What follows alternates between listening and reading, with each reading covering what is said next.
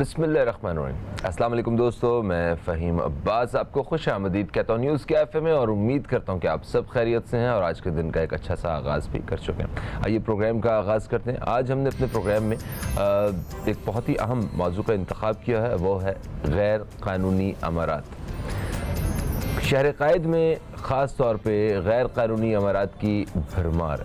लोग इस कदर परेशान हैं, बिल्डिंग कंट्रोल अथॉरिटी की जानिब से जो सहूलियात और जो सर्विसेज होनी चाहिए वो उस तरह आवाम को मुयसर नहीं है।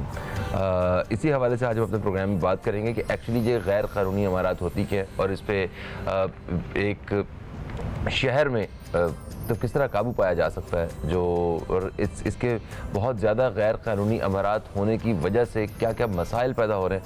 आज इस पे हम रोशनी डालेंगे अपने प्रोग्राम में। मेरे साथ स्टूडियो में मौजूद हैं एक सोशल वर्कर जो कि ख़ुसूसी तौर पे इस हवाले से काम भी कर रहे हैं, जनाब मोहम्मद अहमद दाऊद साहब। आपको खुश आमदीद। अस्सलाम वालेकुम। कैसे? वालेकुम अस्सलाम रहमतुल्लाह। शुक्र अल्हम्दुलिल्लाह रब्बिल आलमीन। तबीयत ठीक है? अल्हम्दुलिल्लाह रब्बिल आलमीन। ये गैर कानूनी अमारत कौन सी होती है? ये थोड़ा सा इस पर रोशनी डालें।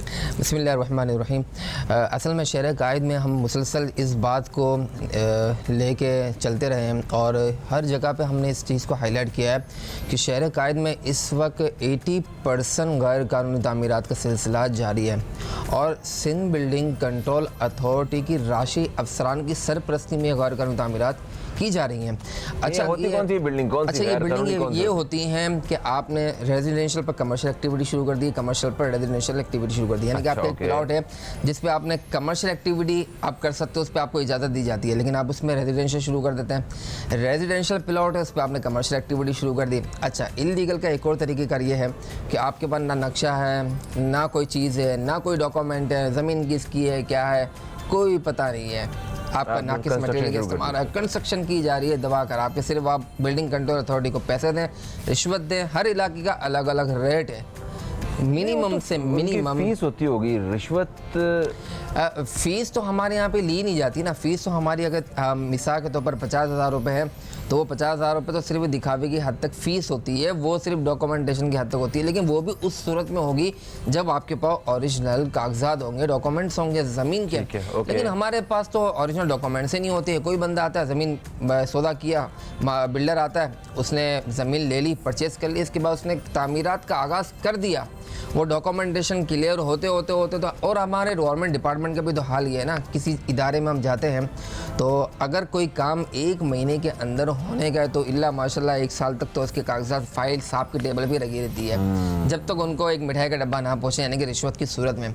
तो लीगल प्रोसेस, यानी कि हमने यहाँ तक देखा कि एक बिल्डिंग जिसको तामीरात करना है और इसका अमल यानी कि प्रोसेस डॉक्यूमेंटेशन का अभी प्रोसेस में है, वो बिल्डिंग पूरी मुकम्मल तामीरात हो जाती है, उसके अंदर लोग रिहाइश पजीर हो जाते हैं, उसके बाद जाके उसके सारे डॉक्यूमेंटेशन क्लियर होते हैं कि नक्शा पास हो रहा है, फिर वो इनके जो रिहाइश के लिए जो डॉक्यूमेंटेशन होती है वो तैयार कर दी जाती है। देखिए, ये बड़ी एक आपने अजीब बात बताई है कि कोई किसी भी इमारत की तामीर जो है वो शुरू हो जाती है, उसके कागजात बन के बाद में आते हैं। ये वही सरकारी तरीक़ाकार जिसमें चीज़ों में मतलब डिले आ जाता है, तो ये सारा कुछ उस वजह से हो रहा है, आपको कहना है? असल में देखें, सिंध बिल्डिंग कंट्रोल अथॉरिटी की एक इदारा है जो बिल्डिंगों की जो समझे आप तामीरात होती है या मुसम्मर करने का सिलसिला होता है, जो भी होता है वो उसको देखता है। लेकिन इसके अंदर जो मौजूद अफसरान हैं, जो ऑन ड्यूटी हैं, जो सरकारी अफसरान हैं, आजकल वो तो काम करते नहीं हैं। आजकल एक शहर कायद के अंदर सिस्टम मुतारिफ हुआ है जिसे कहा जाता है पट्टा सिस्टम, जो मशहूर हो चुका है। पट्टा सिस्टम क्या है? ये क्या चीज़ है पट्टा सिस्टम?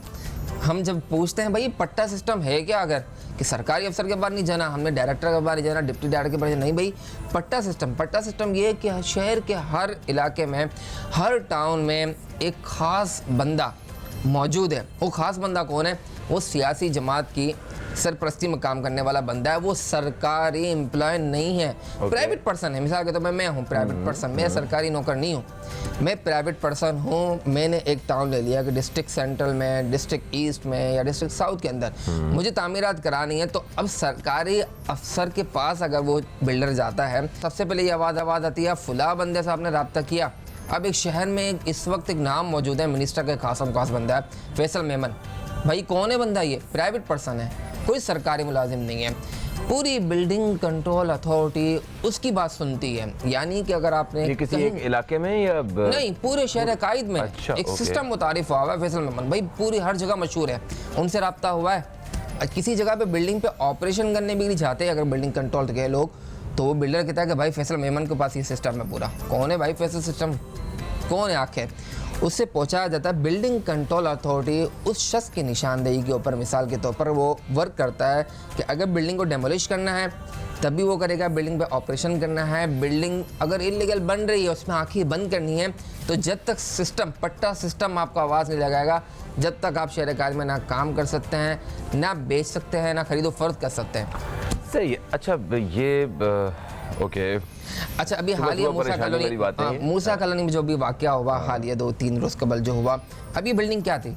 इलीगल कंस्ट्रक्शन थी, हर जगह पे चल रहा है। उस बिल्डिंग की शिकायत मुसलसल वहाँ के रिहायशी लोगों ने बिल्डिंग कंट्रोल अथॉरिटी को रिटर्न में दी, बाकायदा कहा कि भाई ये बिल्डिंग अब नाकिस मटेरियल के ऊपर बनी गई है, गैर कानूनी तामीरात है, इसकी कोई डॉक्यूमेंट्स नहीं है, कोई नक्शा नहीं है, कोई चीज़ नहीं है, लेकिन बिल्डिंग बन गई। 6 फ्लैट में आ गए, फ्लैट बिक गए, लोग रिहाइश पजीर भी हो गए। उसके बाद अचानक खतरनाक इमारत करा, क्यों खतरनाक इमारत करा दिया? वही रोना धोना कि हमारे यहाँ नाकिस मटेरियल का इस्तेमाल किया जाता है कि अगर हमने अच्छी सीमेंट, अच्छी बजरी मिसाल के तौर पर यूज़ करनी है तो हम बिल्कुल लो मटेरियल का सामान यूज़ करते हैं और आखिर पर रिजल्ट क्या आता है? अच्छा तो बिल्डिंग कंट्रोल अथॉरिटी जो है उनके यहाँ कोई ऐसी पॉलिसी भी होती है कि अगर मैं सपोज़ कोई अपना घर तामीर करना शुरू करता हूँ तो उसकी ये क्वालिटी होनी चाहिए, मतलब उसमें ये चीज़ क्राइटेरिया है जिसको मुझे पूरा करना चाहिए ताकि उसकी जो बिल्डिंग की हालत है वो इक्वल रहे और नाकस ना रहे?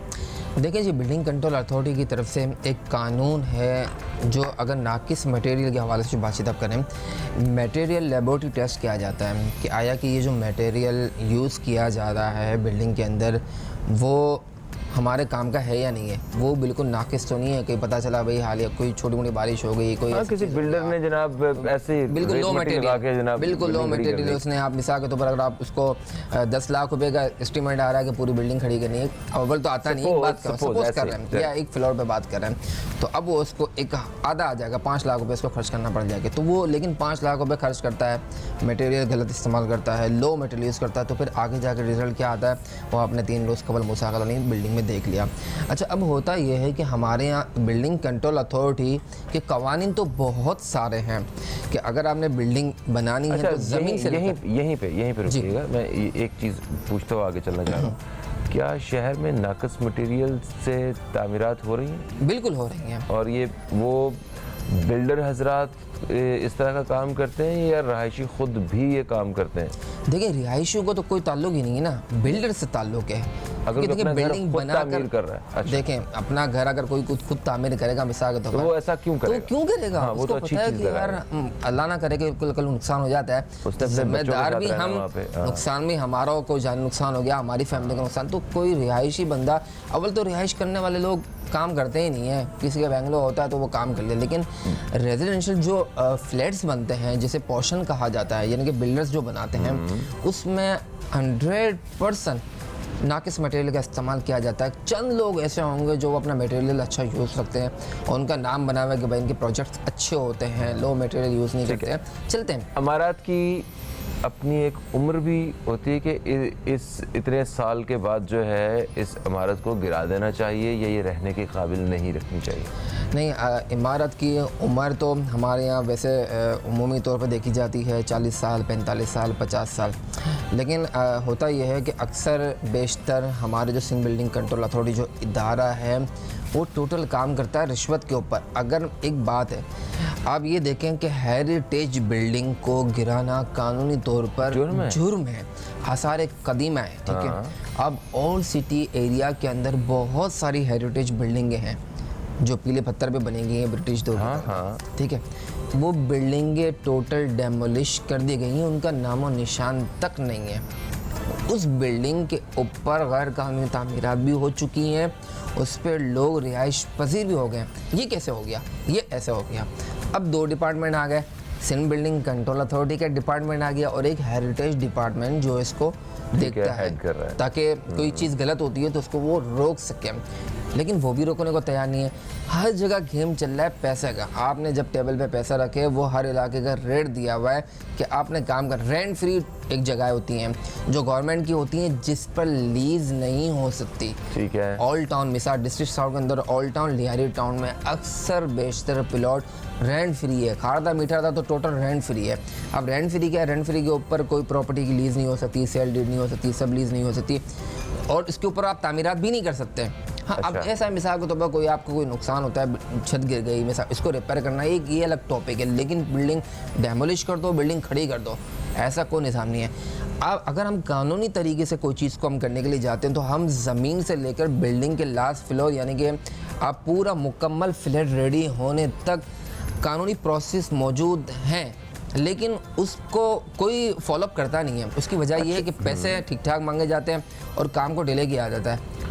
और जब तक बिल्डर पूरा मुकम्मल तौर पर बिल्डिंग बनाकर फ्लैट बेच कर, और ये यकीन करें आपको हैरत होगी कि बिल्डिंग, एक आखिरी बात, कि बिल्डिंग मुकम्मल गैर कानूनी तामीरात की गई है, मुकम्मल गैर कानूनी है, सबको पता है, कोई डॉक्यूमेंट नहीं है, लेकिन बावजूद इसके रजिस्ट्रार उसको लीज कर रहा है, फ्लैट को लीज कर रहा है और पब्लिक के नाम पर उसको डॉक्यूमेंटेशन करके दे रहा है। ये कैसे हो रहा है? जब डॉक्यूमेंट्स ही नहीं है जगह का तो लीज कैसे हो रही है? ये अच्छा, इस तरह की वैसे बहुत सारी शिकायत हमने सुनी हैं शहर कायद में, इस तरह के मसाइल की भरमार है।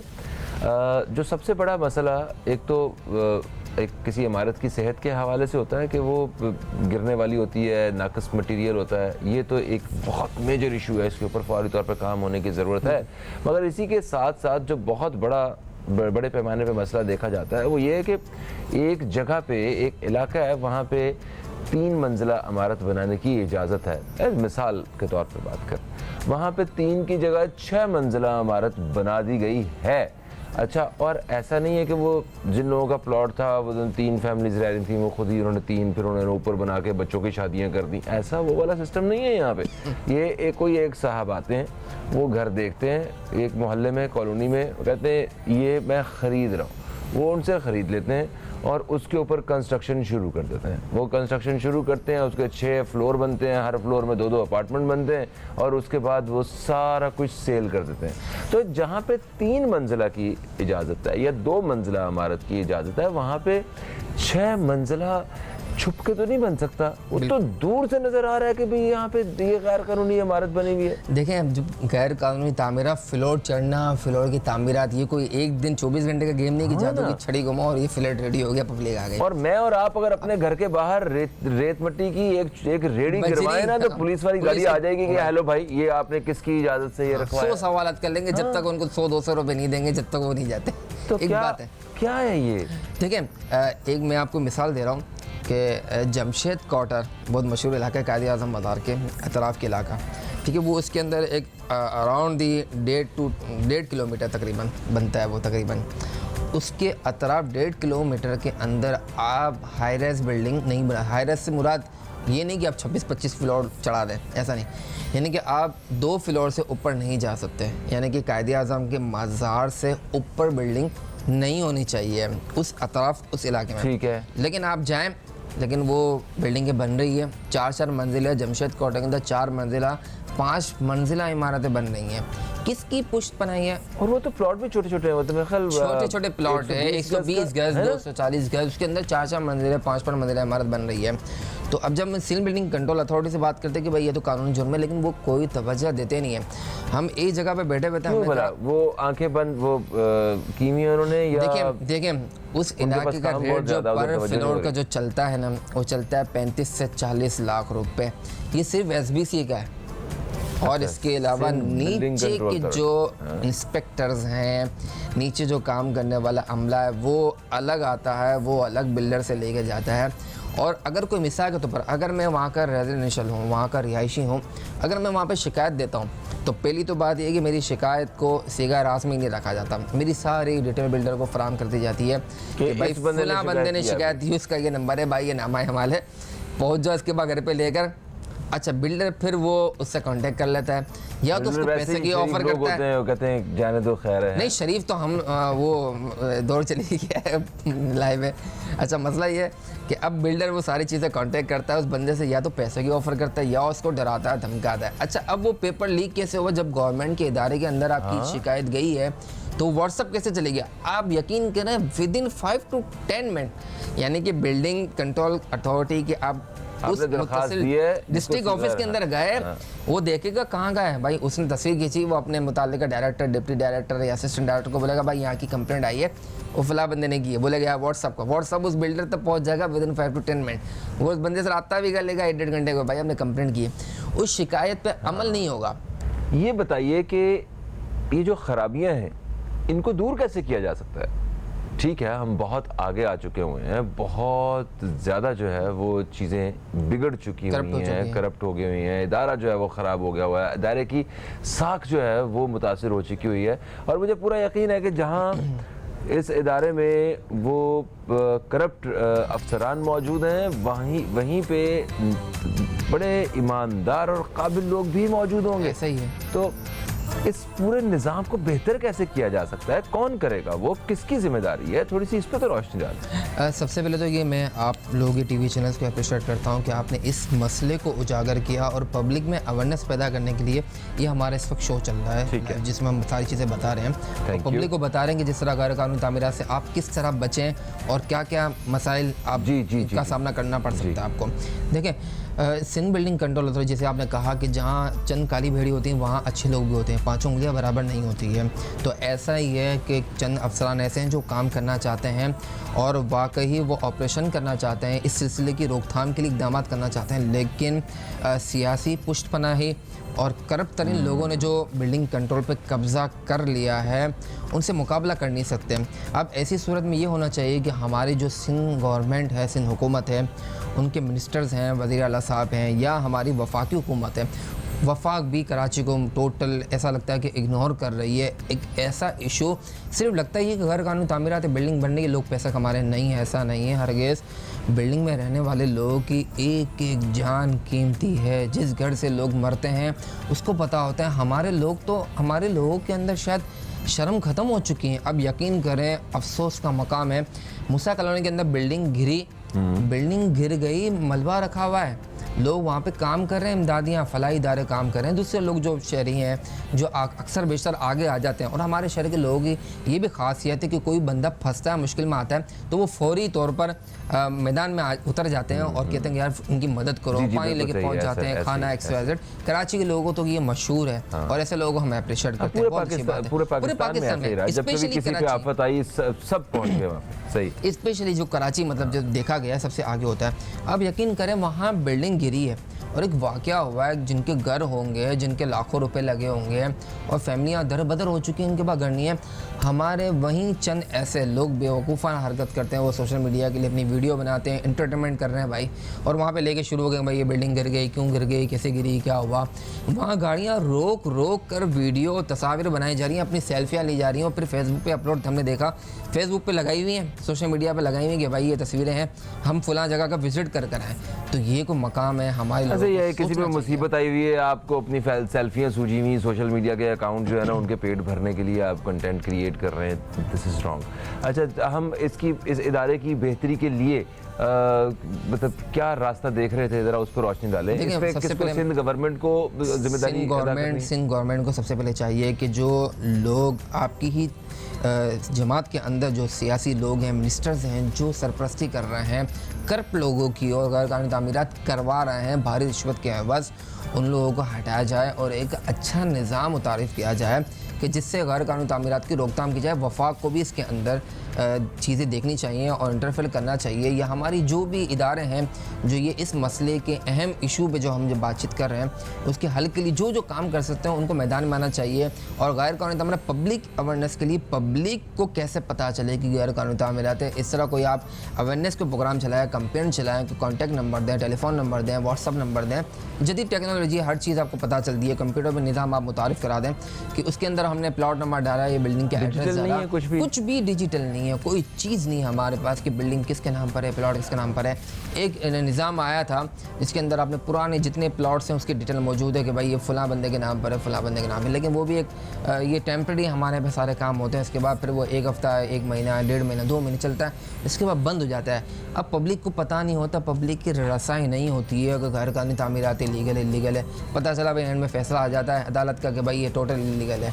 बिल्डिंग गई, डेमोलिश हो गई, लाखों रुपए, करोड़ों रुपए लोग गए, वो डूब गए, रोड पर आ गए लोग, फैमिलीज, अब कोई पूछने वाला नहीं, पुरसान हाल नहीं है। तो ऐसे कोई awareness programme, campaign, contact number कि जहाँ पे हम रब्ता कर सकें, या हम कोई वेरिफिकेशन डॉक्यूमेंटेशन की या प्लॉट नंबर की या जो बिल्डिंग बन रही है अगर हम लेने के लिए जा रहे हैं तो उसकी मुकम्मल मालूमात हमें आसानी से फराम हो जाए। बिल्कुल सही है, ये बात सही है कि हमें जो भी मालूमात हैं वो आसानी से हासिल हो जानी चाहिए।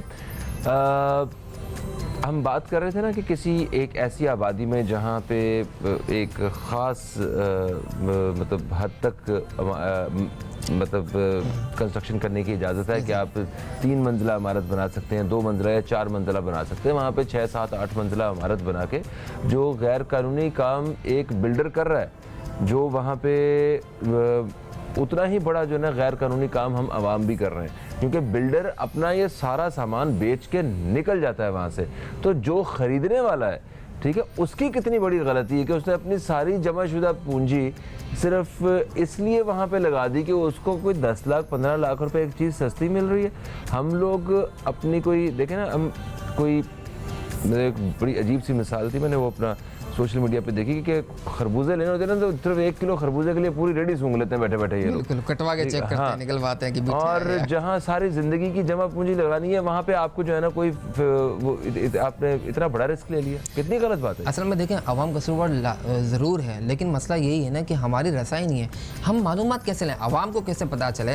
एक चीज़ खरबूजा तो लेने जाए हमें पता चल जाएगा ना मीठा है ख़राब है क्या है। अच्छा, अवाम को यही नहीं पता कि यहाँ पे 3 मंजिला से ऊपर इमारत की इजाज़त नहीं है। नहीं, वो बिल्डर कहता है कि आपका नक्शा पास हुआ है, हमारे पास ये सारी चीज़ें, मुझे जाली नक्शे दिखा दिए जाते हैं, जाली फाइल दिखा दी जाती, तो पब्लिक किस तरह कंफर्म करे। पब्लिक वही बात है ना कि अगर कोई इदारा है तो उस तक रसाई होनी चाहिए पब्लिक की, वो आसानी। वरना हमारे यहाँ पे तो कोई इदारा मिसाल के तौर पर कोई सहूलियत फराम करने के लिए ऐलान करता है तो वहाँ पे तो हज़ारों लोगों की लाइन आ जाती है। भाई उस डॉक्यूमेंट को जो बिल्डर प्रोवाइड कर रहा है उसको राइट अवे आप अपने फ़ोन पे या इंटरनेट पे चेक कर सकते होंगे ना। नहीं, कोई ऐसा सिस्टम नहीं है कि आपने व्हाट्सअप ले लिया और इंटरनेट पे चेक कर लिया। सरकार ने दी, ऐसा कुछ भी नहीं है। आपको कोई डिटेल नहीं मिलेगी, सिर्फ ये डिटेल मिल जाएगी कि ज़मीन किसके नाम पर है और कुछ नहीं मिलेगा।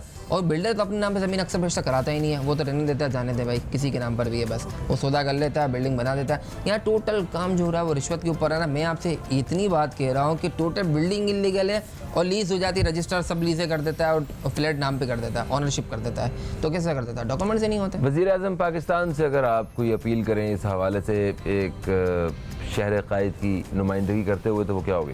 देखिए, वज़ीर-ए-आज़म पाकिस्तान से हम अपील करते हैं आपके चैनल के तवज्जुह से कि जिस तरह गैर कानूनी तामीरात का ये जो सिलसिला जंगल में आग की तरह फैलता जा रहा है, इसकी रोकथाम के लिए वफाक कोई इक़दाम करें, वज़ीर-ए-आज़म खुद एक्शन लें। इस इदारे के अंदर समझें लाखों जाने हैं, लाखों घराने हैं जो बर्बाद भी हो सकते हैं, सड़कों पर भी आ सकते हैं। और इसकी रोकथाम के लिए सिर्फ़ और सिर्फ वफाक कोई ऐसी हिकमत अमली बनाए और ऐसे कोई सीरियस लोगों को इस इदारे को दे दें कि जो वाकई ईमानदारी से अपना काम करें, बाकी अदरवाइज़ कोई नहीं। Thank you so much Mohammad Ahmed Dawood, आप तशरीफ़ लाए। ये बात बिल्कुल ठीक है कि ये अभी से ही आंखें खोलने की ज़रूरत होगी। आंखें हमारी वफाकी हुकूमत को भी खोलनी है, सूबाई हुकूमत को भी खोलनी है, और हमारी ये जो अवाम है उनको भी आंखें खोलने की ज़रूरत है। ये गैर कानूनी इमारात का जंगल शहर कायद में वो जो एक पैदा हो चुका है, इसको ख़त्म करने के लिए कितने घरों को मुश्किल से गुजरना होगा।